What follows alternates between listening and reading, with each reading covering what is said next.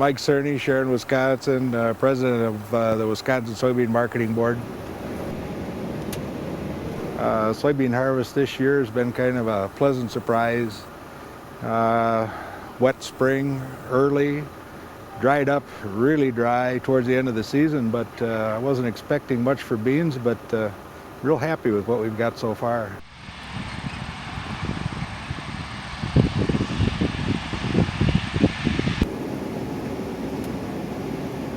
We're connected to GPS and we have auto guidance, they call it, so we can set a pattern, whether it's a straight line or curved pattern.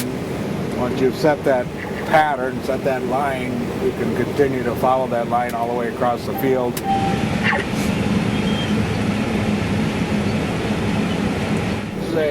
This is a field we're in, and this is a map of the yield as we're harvesting. We collect the data and we can use this data to identify problem areas within a field. Also a moisture map here that shows me that the crop is ready to harvest. A lot of Wisconsin soybeans go export. A lot of non-GMO beans grown in the state of Wisconsin are exported to Asia, China, all over the world. One of the largest export companies is in Wisconsin, southern Wisconsin.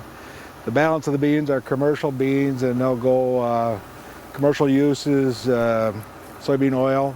They'll go for soybean meal that's used to feed dairy, cattle, beef, poultry, chickens, pork also. So multiple uses.